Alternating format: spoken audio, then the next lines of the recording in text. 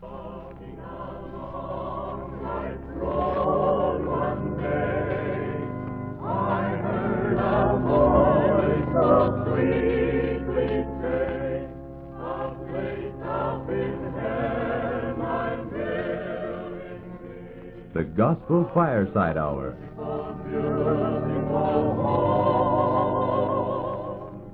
From Calvary Temple in Winnipeg, we bring you the regular Sunday night broadcast conducted by Pastor Watson Argue.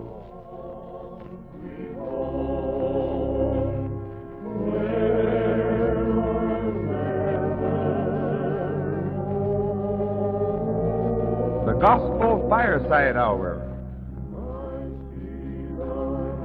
Calvary Temple, Winnipeg's evangelistic center, is on the air.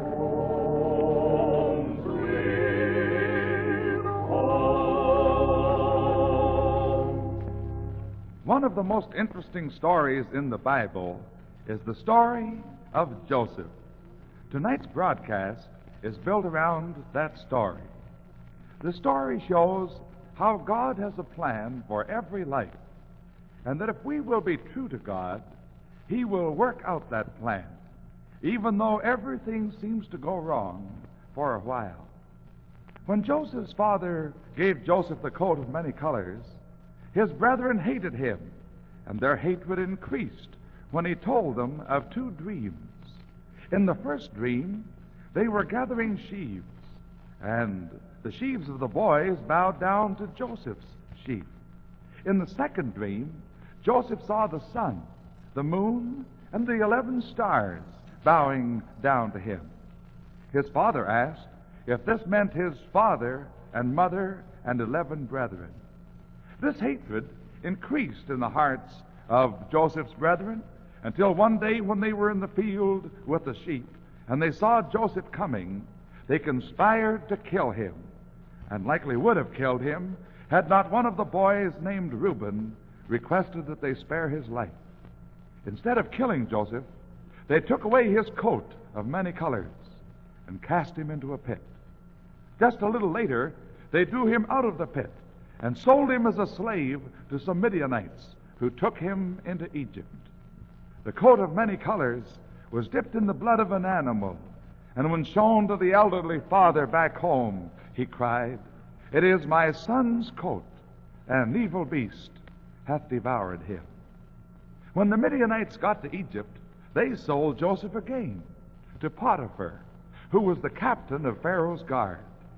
Poor Joseph, he's having a terrible time, and the skies are getting darker, and the future is anything but bright. But cheer up, Joseph. God is with you, and if you will continue to trust Him, everything will be all right. And later on, you will see that He was leading you, not only when you were on the mountaintop, but also when you were in the valley and going through great sorrow, because God leads His dear children along.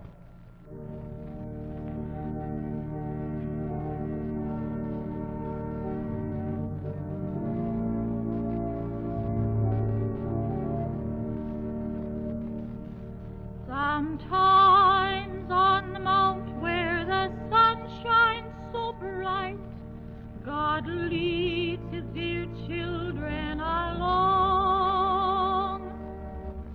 Sometimes in the valley, in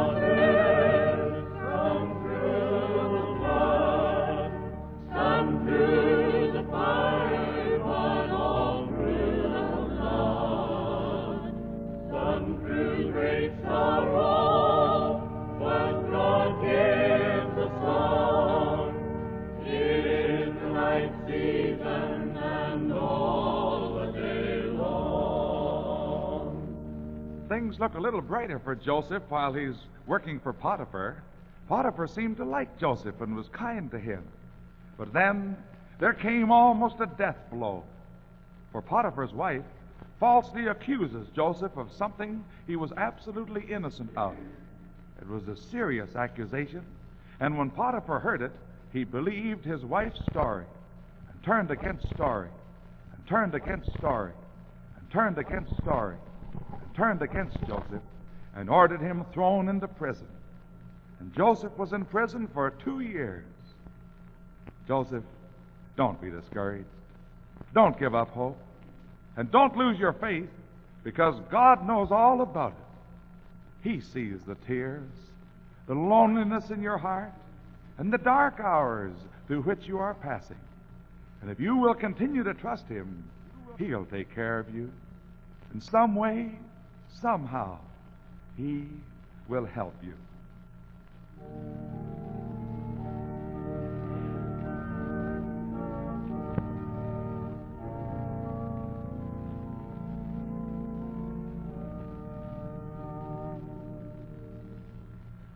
Be not dismayed, whatever betide, God will take care of you. Beneath His wings of love abide, God will take care of you. God will take care of you through every day or all the way. He will take care of you. God will take care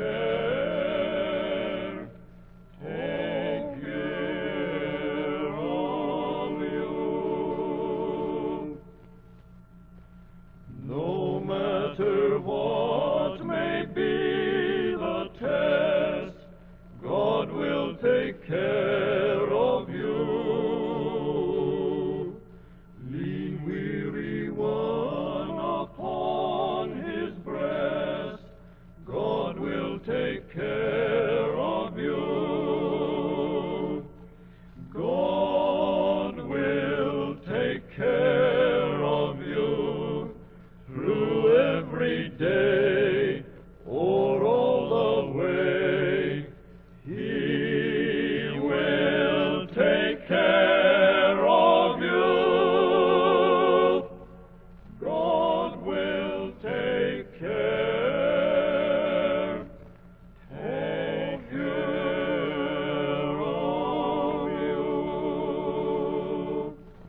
And now an interesting event happens. Pharaoh's butler and baker offend the king, and to punish them, Pharaoh puts them in the same jail where Joseph is. One morning, Joseph noticed that the butler and the baker were awfully sad. When he asked them why, they said they had dreamed dreams and did not know what they meant. But God helped Joseph to interpret their dreams. The butler's dream is the one that interests us. He saw a grapevine with 3 branches, and himself standing there holding Pharaoh's cup and pressing the grapes and letting the juice fall into the cup. Joseph said, the 3 branches mean 3 days, and in 3 days you will be taken out of here and will again be serving the cup to Pharaoh. Joseph was so sure that that was the correct interpretation of the dream, he made a special request of the butler. It was this. He said, think on me when it shall be well with thee, and show kindness, I pray thee, unto me, and make mention of me unto Pharaoh, and bring me out of this house. In 3 days, the dream was fulfilled, and the butler was back in Pharaoh's palace. But the sad part, the hardest blow of all, is that he forgot Joseph. Listen. Yet did not the chief butler remember Joseph, but forgot him. Poor Joseph. His father thought he was dead. His brethren hated him. Potiphar had turned against him, and the butler had forgotten him. And no doubt there are many listening right now who, like Joseph, have been having a discouraging time? Have you felt yourself slipping down, down, until it seems that you too are in the prison? So many troubles, everything going wrong. Nobody seems to care, and the world seems to have forgotten. Please remember, Jesus cares, and Jesus still remembers when the world forgets.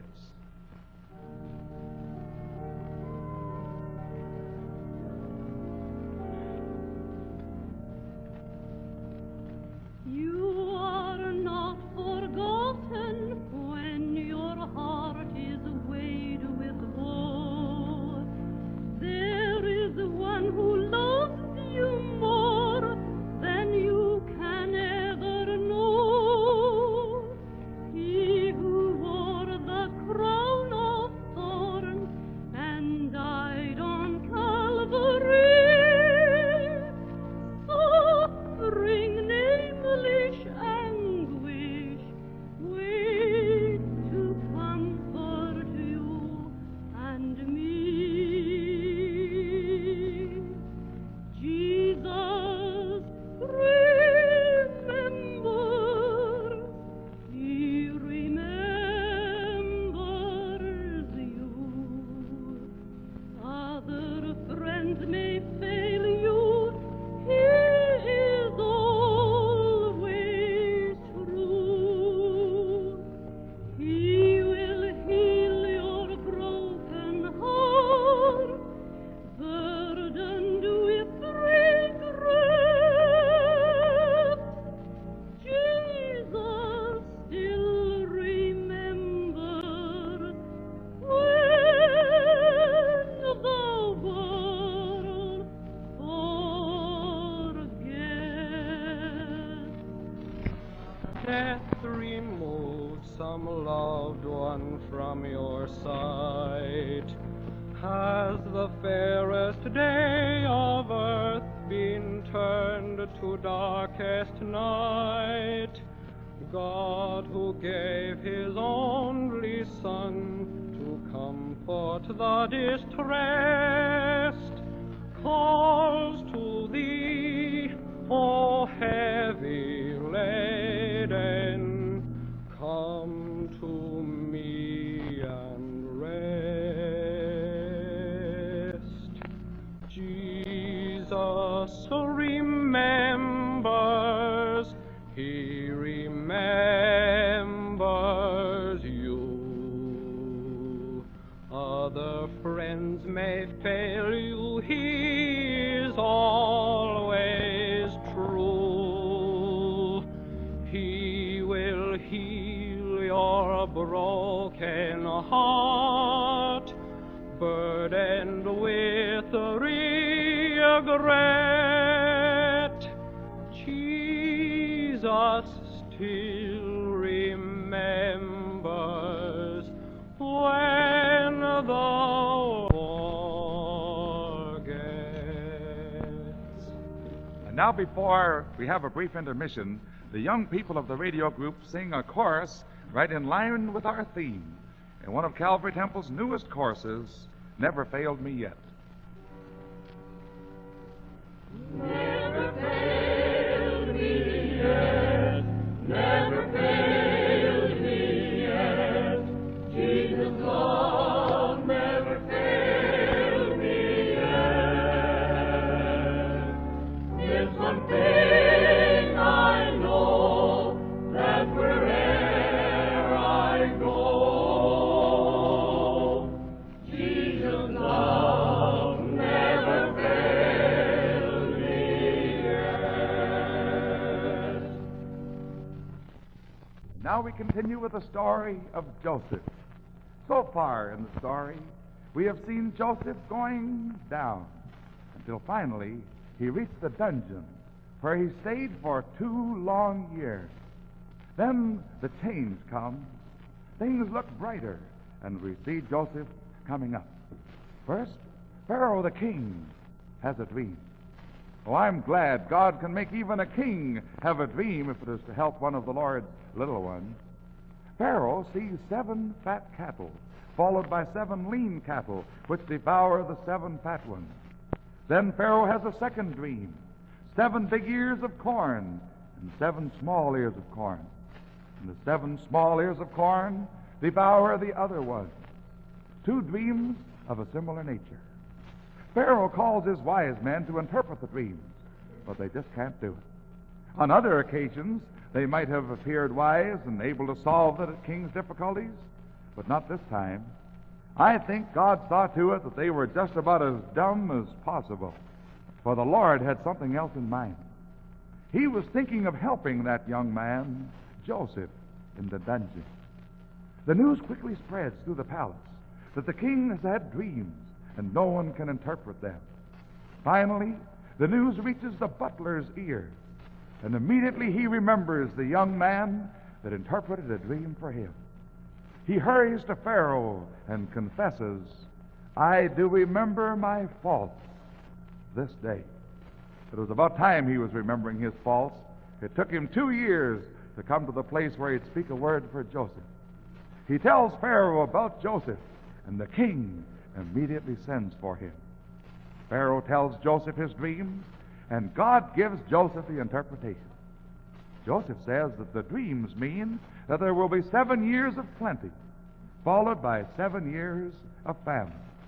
He advises Pharaoh to appoint a capable man to supervise the food supply and to lay aside food in the years of plenty for the years of famine. Pharaoh immediately appoints Joseph. He becomes the governor.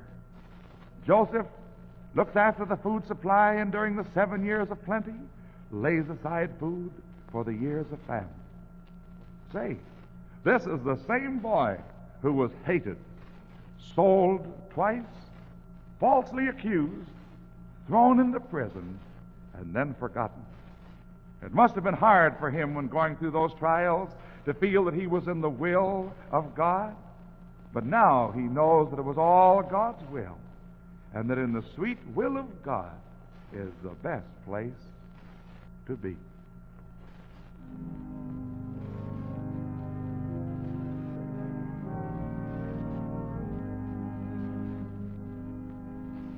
Thy precious will, O conquering Savior, doth now embrace and compass me. All discords hush, my peace a river, my soul a prison bird, set free. Sweet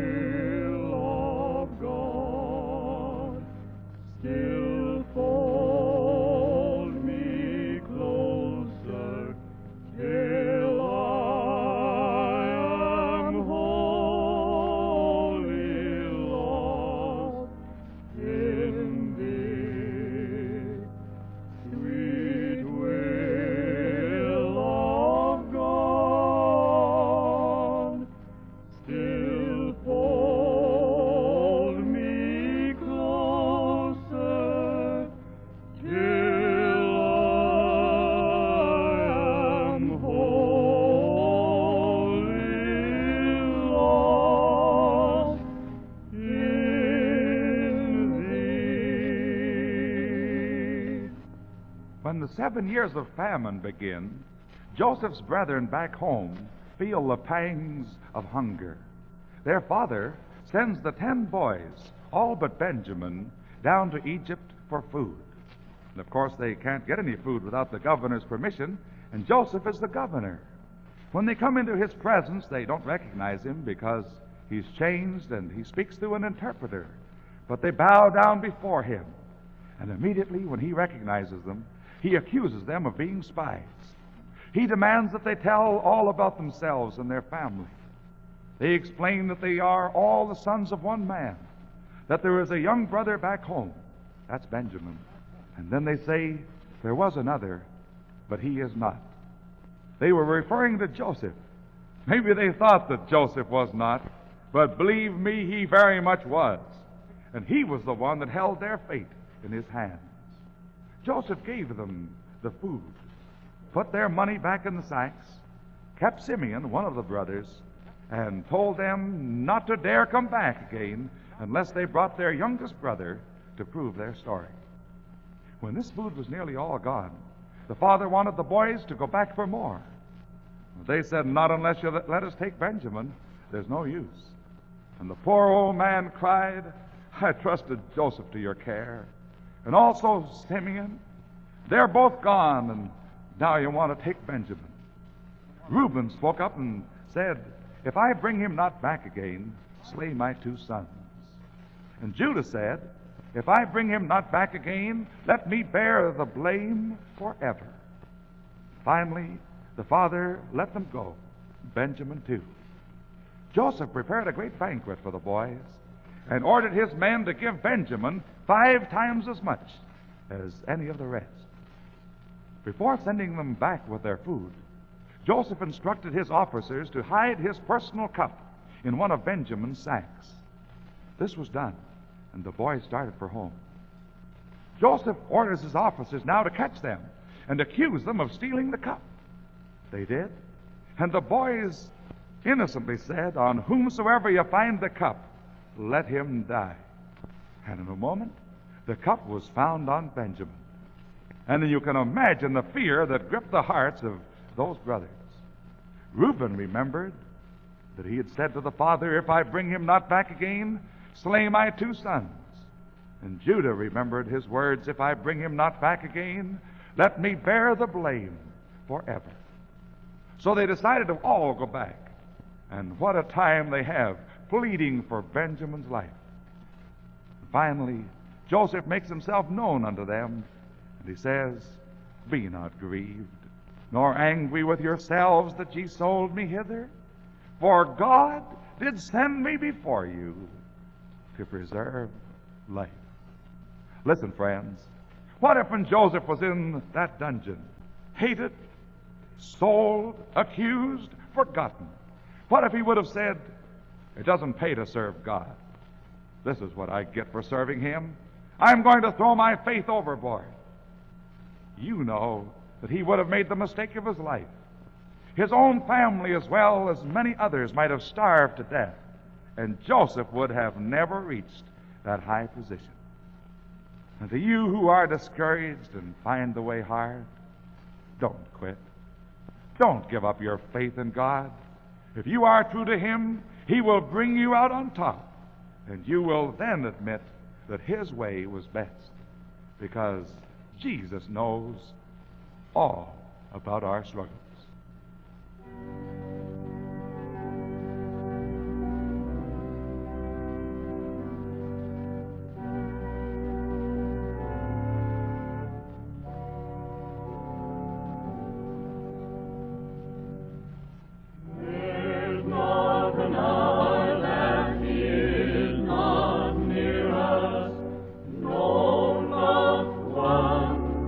No, not one.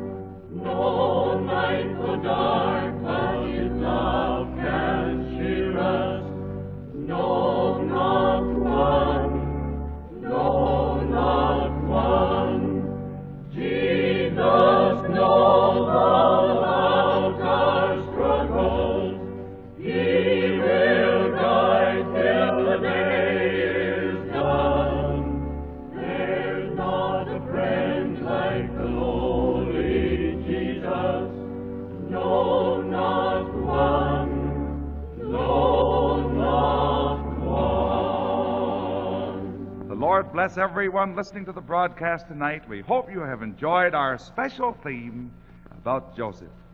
Tonight, I am changing my announcement in appealing for your financial support of our radio ministry. I want every one of our listeners to have a copy of our theme song, My Home, Sweet Home. I really want to send you one, and each copy has the music and the words. This week, I'm going to look for hundreds of letters to come to my desk from all over Canada and the northern states. I will personally read each letter. I'll be looking for one from you, so please don't disappoint me. There are only two conditions I will ask you to comply with. One is that you will mention which one of the 5 stations you hear us over. The other is that you will enclose an offering of any amount. Even if you are able to send only a small offering, just a few cents, I'll be glad to hear from you, and will send you the words and music of our theme song, My Home, Sweet Home. Why not write a few lines right now before you go to bed? And to everyone who writes us and mentions your station and encloses an offering, even if you're able to send only just a few cents, we'll send you our Gospel Fireside Hour theme song. Address your letter to Pastor Watson Argue, Calvary Temple, Winnipeg, Manitoba. If you forget that, just Calvary Temple, Winnipeg will reach us. Thank you so much, and God bless you.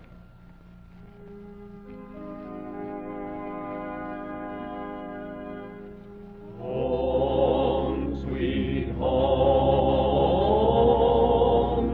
home, sweet home. The word of the Lord declares that all things work together for good to them that love God, to them who are the called according to his purpose. And now, whoever you are and wherever you are, in a palace or a cottage, on the prairie or by the sea, may God bless and keep you, and you, and you. Good night.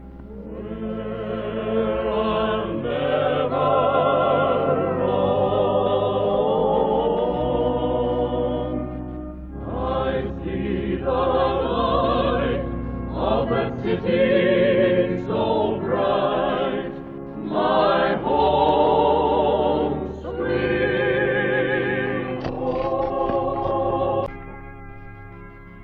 From Calvary Temple in Winnipeg, we have brought you the Gospel Fireside Hour, the regular Sunday evening broadcast conducted by Pastor Watson Argue.